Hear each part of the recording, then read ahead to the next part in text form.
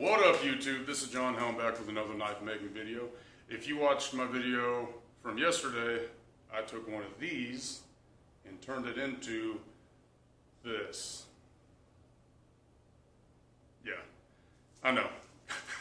I made some mistakes, but that's okay because I learned from those mistakes and I will not be making them again today. I will still make mistakes today, but I will come up with new, inventive, creative mistakes to make. First things first, I got to get the forge cleaned out and ready to go. You can see here, this is my tweer, man. All that borax that I was using this flux, it likes to melt, drip down here, and then solidify. It actually clogged up all the holes in my tweer. So before I can do anything, I got to chip all that out. Alright, that looks much better. We should have plenty of airflow for the fire now. So I'm here lighting the forge, and I just wanted to show you. I know in my last video I said that I wasn't going to use this little brick enclosure this time around, but what I decided to do is keep the sides and then leave the back open like that. So I can still heat it up on the ends a lot more easily than I could before, and I can still have the benefit of it kind of consolidating the heat, keeping it all in one place.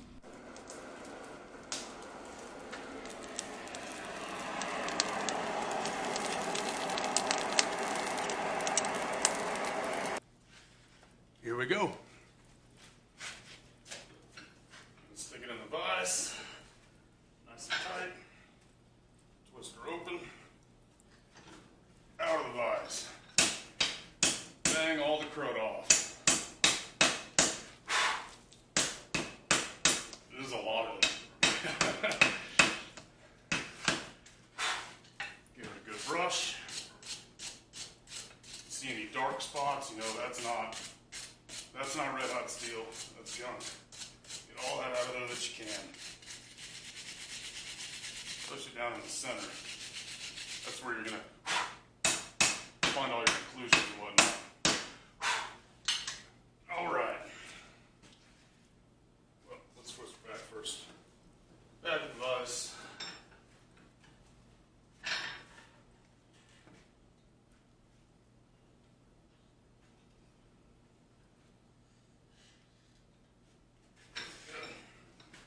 Flux.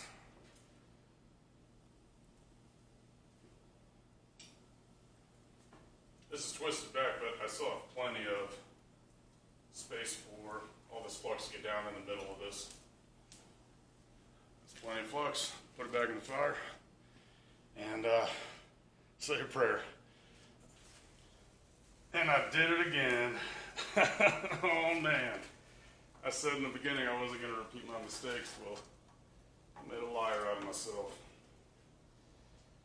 It's alright, this time isn't nearly as bad. We might have some cold shuts on the outside, but it's not going to be anything like it was last time. So I'll just take this heat and get it nice and tight.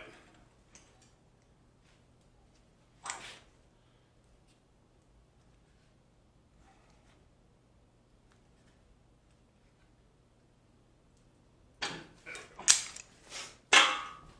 That'll make it a lot easier to hammer up once we get our welding heat on it. Alright, first welding heat.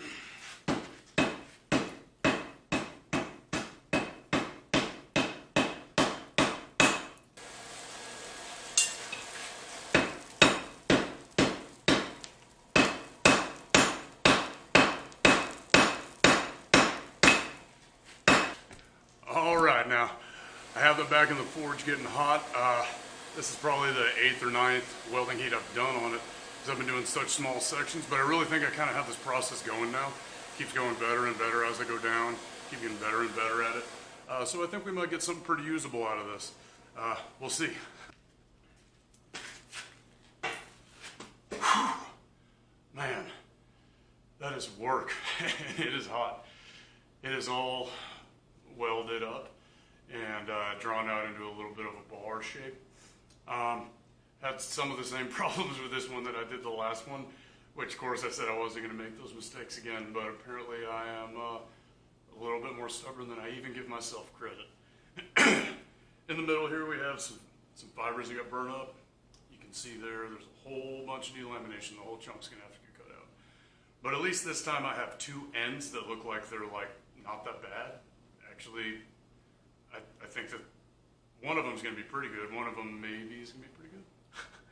if both of these are good, plus the one I have from yesterday, we'll be good to go, man. I'll have plenty of steel to make this EDC knife for my buddy. So let's give this a minute to cool down. Let's give me a minute to cool down, and then I'll come out here and grind it, and we'll see what we have. Rise and grind.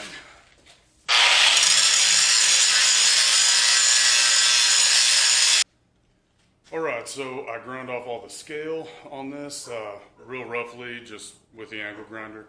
And straight off the angle grinder I can see this is not an ideal piece of steel. Some of this might be usable, some of this might not be usable. The middle is going to be definitely bad, which I knew it was before I ever touched it with a grinder. But I'm going to clean it up a little bit on the belt grinder and see if we can't get rid of some of these little delaminations and occlusions that are in there.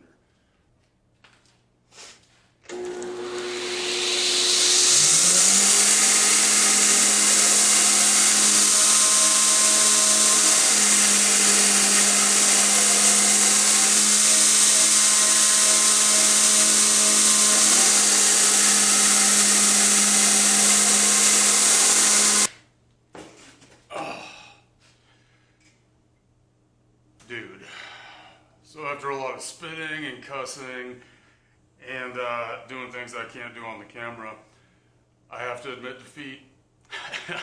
I chased these inclusions and cracks almost all the way through the billet. They go all the way through. Every time I grind one out, I just expose another one. This time was actually more of a failure than last time because I didn't get anything. I got nothing. So I'm going to have to try a different technique.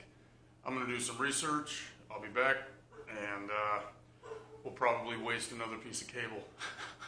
Till then, if you guys have any good ideas on how I can improve this process, what I'm doing wrong, what could be better, go ahead and drop it in the comments. Hit like and subscribe. Thanks.